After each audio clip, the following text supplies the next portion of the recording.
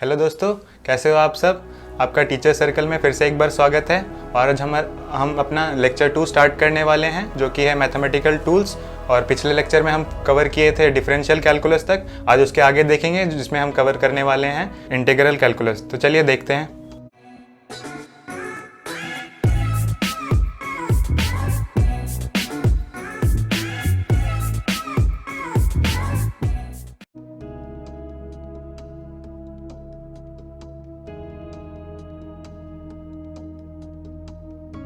तो कैलकुलस का 2 ब्रांच होता है मेनली, जो हमको पढ़ना है क्लास 11 और 12 में क्या क्या होता है। जो एक हम पढ़े हैं पिछले वीडियो में, लास्ट पार्ट जो था डिफरेंशियल कैलकुलस का, और इस पार्ट में हम जो पढ़ने वाले हैं इंटीग्रल कैलकुलस। ये क्या होता है, असली में दोनों एक दूसरे से इंटर रिलेटेड हैं। जैसे डिफरेंशियल कैलकुलस में अगर किसी, मान लीजिए कोई ग्राफ है, इस ग्राफ का अगर कोई एक पर्टिकुलर पॉइंट निकालना है जो कि हमको x और y पॉइंट देगा, तो वही इंटीग्रल कैलकुलस में क्या होता है कि अगर तुमको कोई सेट ऑफ पॉइंट्स दिया गया है, ऐसे ऐसे कहीं पे भी ग्राफ में कोई भी कहीं पे प्लॉट होता है, तो उसको हम कैसे उनका समेशन निकाल के सबको जोड़ के कैसे उससे ग्राफ बना सकते हैं या फिर कोई एरिया निकाल सकते हैं, वही होता है इंटीग्रल कैलकुलस। पिछले बार हम पढ़े थे डिफरेंशिएशन में कि d/dx of any function x हमको क्या देता है, उसको फंक्शन का डेरिवेटिव देता है।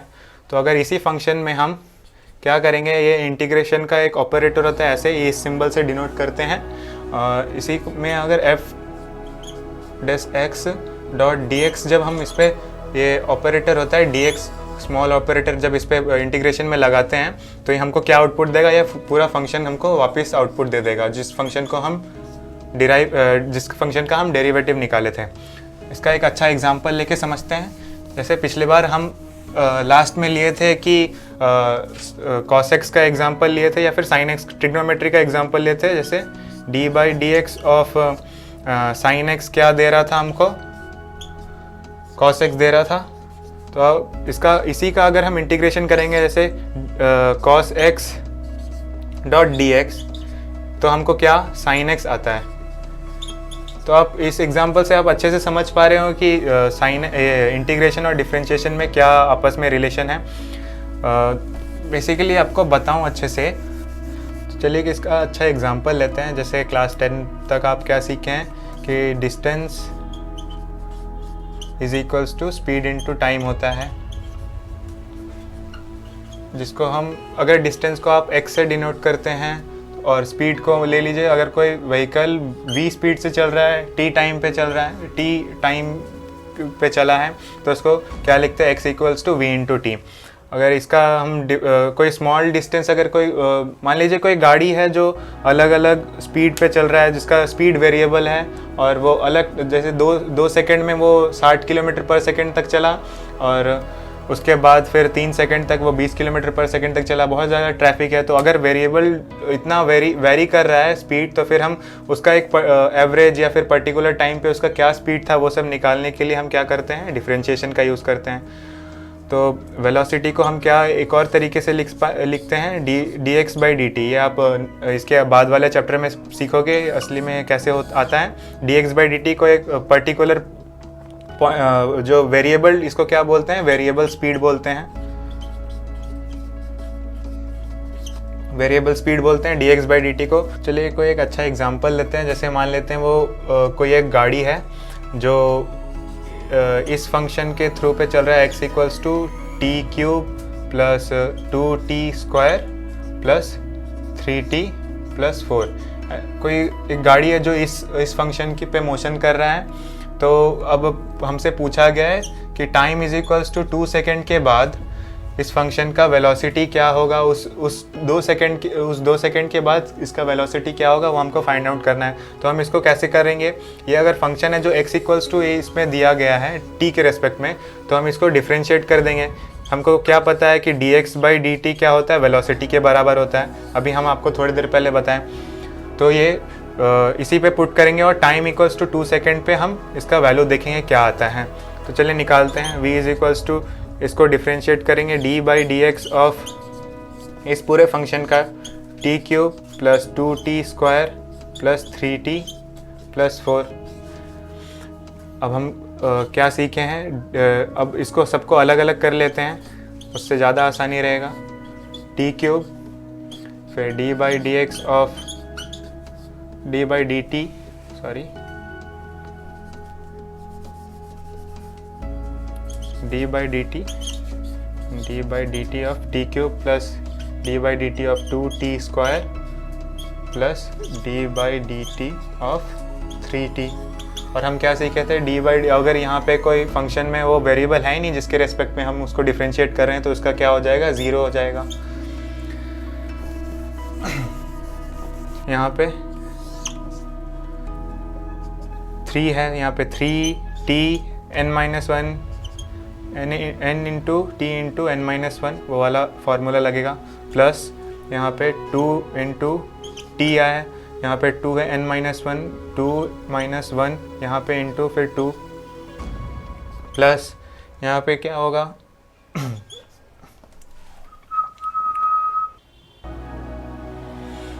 यहाँ पे क्या होगा, 3t है तो 3 इंटू टी का पावर कुछ नहीं है, मतलब 1 - 1 इंटू 1 प्लस जो 0 था, इसका क्या हो जाएगा फिर 3t square plus 4t plus 3t 1 - 1 0 हो जाएगा, यानी कि 3 बचा रहेगा।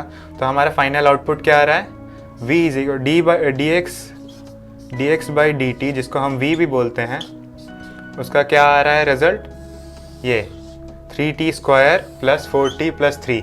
अब हमको क्या करना है, हमको चेक करना था कि t = 2 सेकेंड के बाद t = अगर हम 2 पुट करेंगे इस इक्वेशन में, अगर हम t = 2 पुट करेंगे तो हमको एक पर्टिकुलर वैल्यू आएगा। वही वैल्यू क्या आएगा, उस वेलोसिटी, मतलब उस गाड़ी का वेलोसिटी हमको पता चल जाएगा 2 सेकेंड में कितना स्पीड से चल रहा था। चलिए पुट करके देखते हैं, 3 × 2 × 2 का स्क्वायर प्लस 4 × 2 प्लस 3, 3 × 4 = 12, 4 × 2 प्लस 3, क्या आएगा यहाँ पे 12 प्लस 8 प्लस 3, यानी कि 23 मीटर पर सेकेंड। यानी कि वो गाड़ी का स्पीड हमको क्या पता चला, 23 मीटर पर सेकेंड। यानी कि ये इससे आप जान सकते हैं कि डिफरेंशिएशन का हमारा कितना यूज़ आने वाला है हमारे आने वाले चैप्टर्स में। तो एक अच्छा एग्जांपल था। चलिए इसका नेक्स्ट एग्जांपल देखते हैं इंटीग्रेशन का।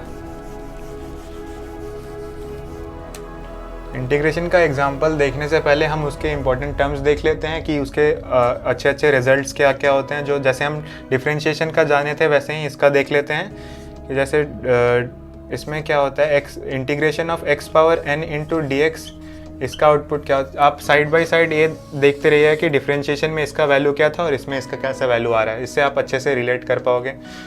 D by D x of x power n क्या था, n into x into n-1।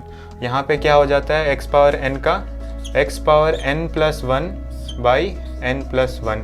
अब ट्रिग्नोमेट्री का कुछ एग्जांपल लेते हैं। जैसे यहाँ पे cos x dx क्या हमको देता है, sin x देता है इंटीग्रेशन में। और वही हमको अगर हम sin x को डिफ्रेंशिएट करते थे तो क्या देता था, cos x। तो अब इसको मिला पा रहे हो, क्या हो रहा है कि इसी फंक्शन को हम जब डिफ्रेंशिएट कर रहे हैं तो हमको जो वैल्यू दे रहा है उसी को इंटीग्रेट करने के बाद हमको वही वैल्यू मिल रहा है जिसको हम डिफ्रेंशिएट किए थे। तो इसका और एक एग्जांपल ले लेते हैं। जैसे कि इंटीग्रेशन ऑफ, अगर हम sin x करते हैं, sin x डॉट dx करते हैं तो इसका आउटपुट क्या आता है, माइनस cos x आता है। और उसी में वैसे ही क्या था कि d by D x of, अगर हम cos x करते हैं तो हमको क्या आउटपुट देता है, माइनस sin x देता है। तो आप देख पा रहे हो कि नेगेटिव साइन जो आउटपुट में जा रहा है वो इधर उसके फंक्शन के पहले ही आ जा रहा है। तो ये आप देख पा रहे होंगे, अच्छे से समझ पा रहे होंगे कैसे ये रिलेट होता है कि डिफरेंशिएशन और इंटीग्रल कैलकुलस कैसे एक दूसरे से रिलेटेड हैं। चलिए अब इसका एक अच्छा सा एग्जांपल लेते हैं रियल लाइफ, जो आपको 11th क्लास में काम आने वाला है। तो चलिए देखते हैं उसका एक अच्छा एग्जांपल जो हमको क्लास 11 में काम आने वाला है। देखिए, अगर कोई एक मान लीजिए y = x³ plus 2x square plus 3x plus 4 ऐसा कोई फंक्शन दिया हुआ है। अब हमको क्या करने बोला है कि y को फंक्शन y का डॉट dx क्या आएगा, इसका रिजल्ट क्या आएगा वो हमको बताओ। तो जैसे हम आपको वो वाला फार्मूला बताए x पावर n का क्या, x power n dot d x operator का क्या होता है, इसका आउटपुट क्या होता है, x power n plus 1 by n plus 1। देखेंगे वहीं पे यहाँ पे इस पूरे फंक्शन पे अप्लाई करके देखते हैं कि वो आ रहा है कि नहीं। तो देखते हैं इसको अलग अलग इंटीग्रेट कर लेते हैं। क्या होगा, x cube dot d x plus integration of 2x square dot d x plus integration of 3x into dot d x plus integration of 4 dot d x. चलिए इसको इंटीग्रेट करके देखते हैं क्या होता है। अब साइड बाय साइड अब अगर कॉपी में इसको करेंगे तो आपको अच्छे से समझ आएगा, बाद में आपको बहुत काम भी आने वाला है।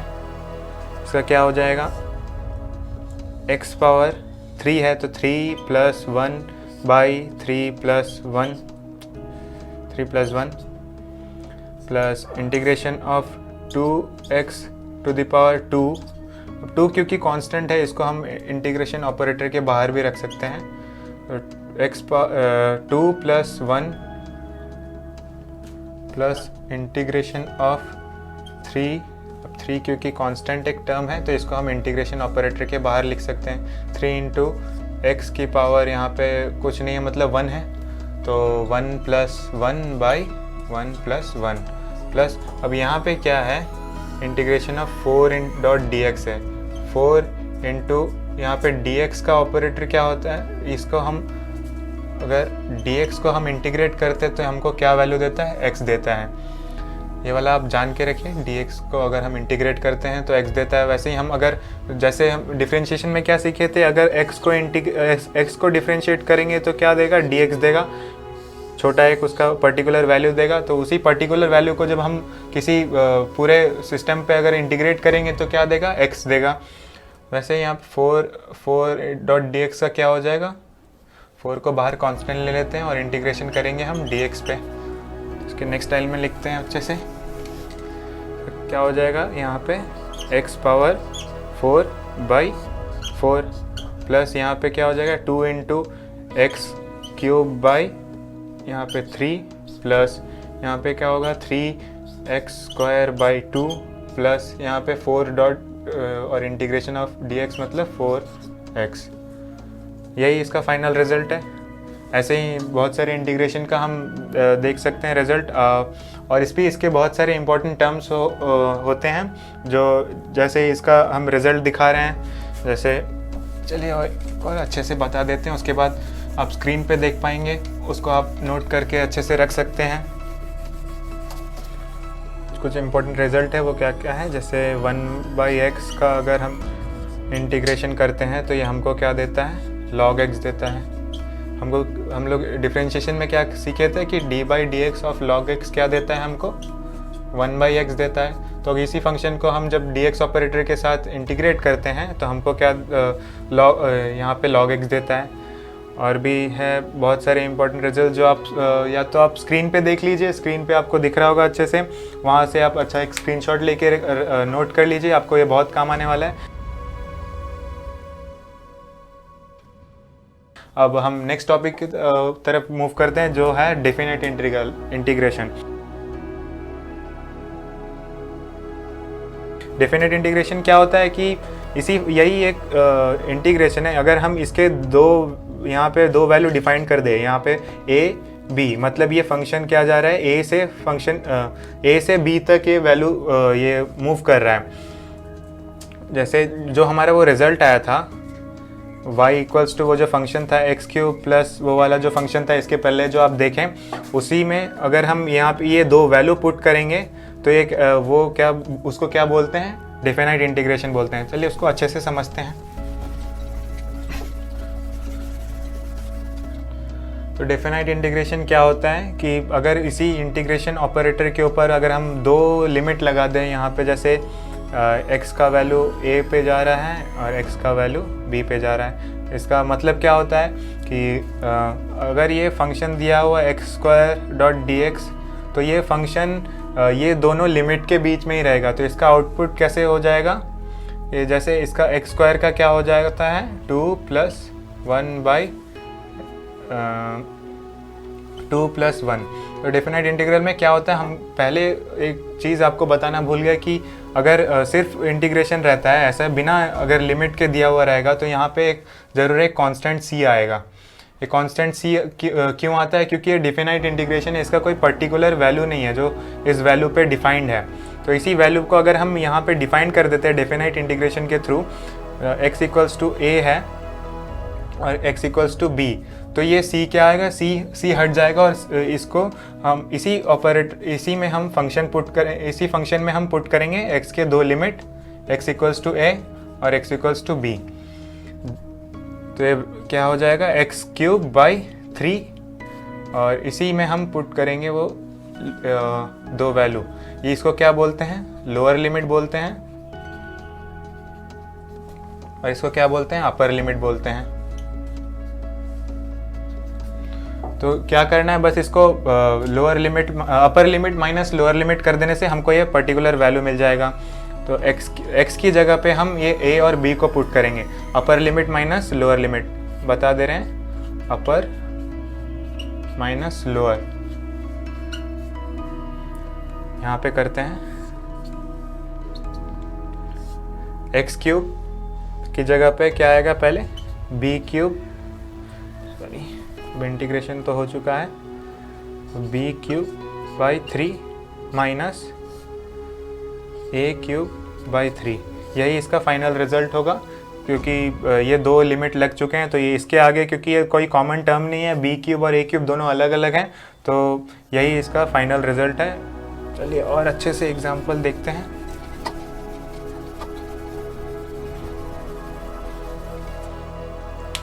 ऐसे मान लीजिए कोई एक पार्टिकल है जिसका मोशन हो रहा है y equals to x cube plus 2x square plus 3x plus 4।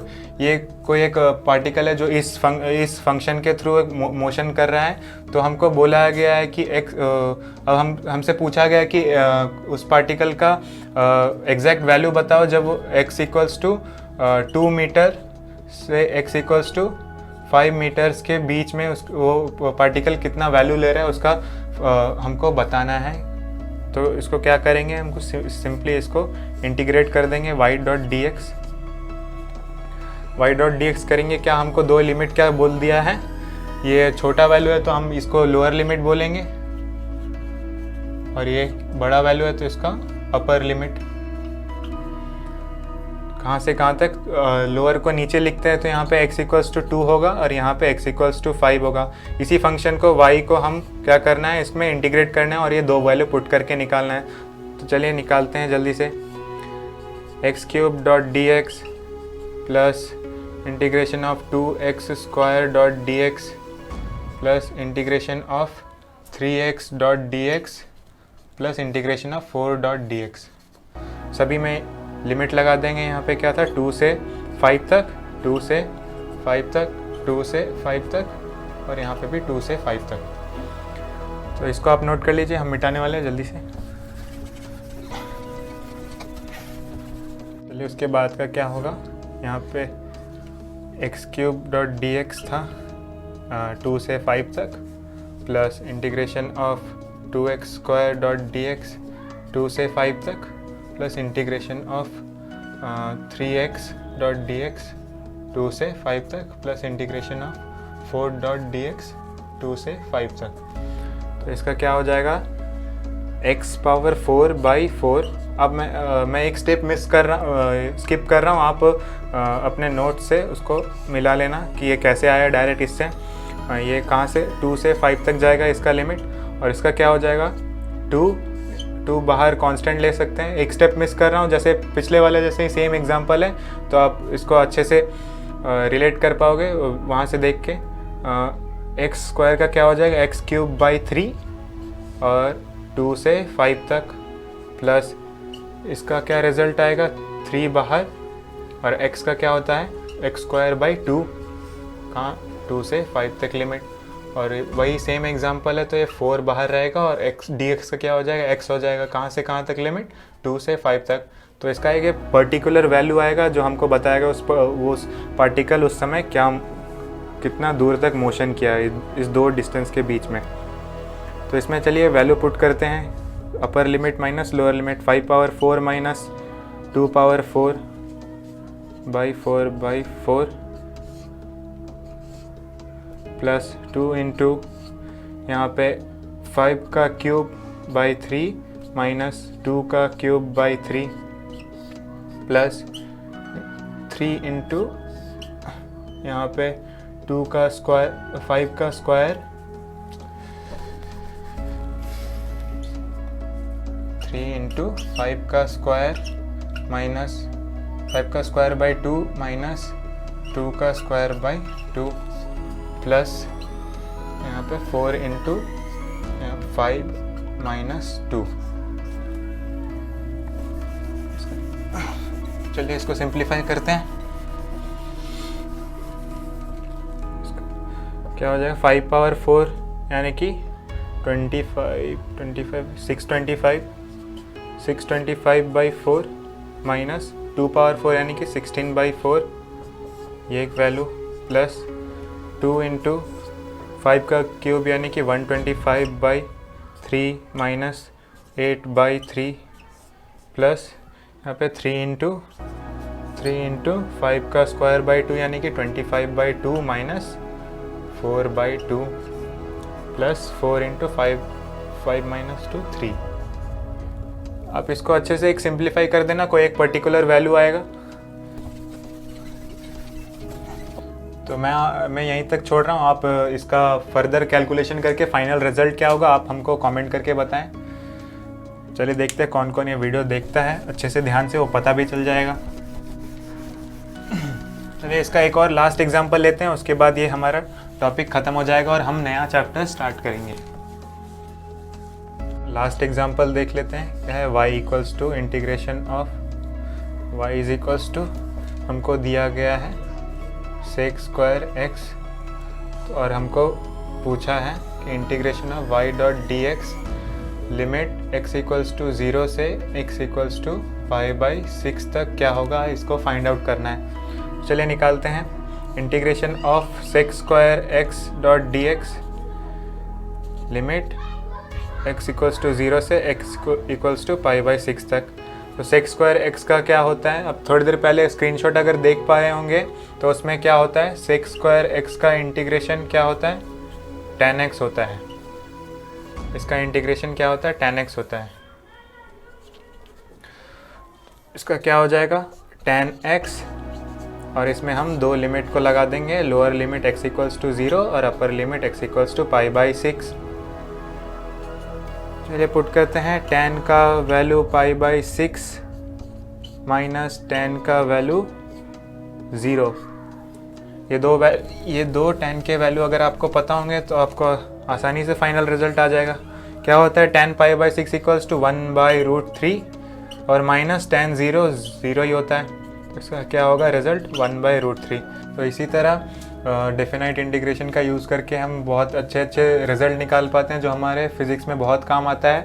और मेनली डेफिनाइट इंटीग्रेशन का काम डेरिवेशन में बहुत ज़्यादा यूज़ आता है, जब हम देखेंगे आगे चलकर कि फोर्स इक्वेशंस और जब एनर्जी इक्वेशंस पढ़ते हैं, m equals energy equation, kinetic energy equation जो हाफ एम वी स्क्वायर होता है, पोटेंशियल एनर्जी इक्वेशन जो हाफ के एक्स स्क्वायर होता है, वो कैसे डिराइव होके आता है, वो सब हम सीखेंगे डेफिनाइट इंटीग्रेशन के थ्रू। तो यही था आज के लिए। तो हमारा डेफिनाइट इंटीग्रेशन और इंटीग्रल कैलकुलस का हमारा टॉपिक आज यहीं ख़त्म होता है। तो आई होप आपको ये वीडियो पसंद आया होगा और हम नेक्स्ट वीडियो में हम नेक्स्ट चैप्टर की तरफ मूव करेंगे जो कि होगा हमारा ये dimensions and units and dimensions. उसमें सीखेंगे हम काफ़ी नए फिजिक्स के फॉर्मूले और वो कैसे हमको 11 और 12 में काम आएंगे, वही सीखेंगे। आई होप आपको ये वीडियो पसंद आया होगा। आपको अच्छा लगा ये वीडियो तो आप टीचर सर्कल को सब्सक्राइब करके रख सकते हैं। वीडियो लाइक करें, शेयर करें जितने हो सके अपने दोस्तों के साथ। Thank you.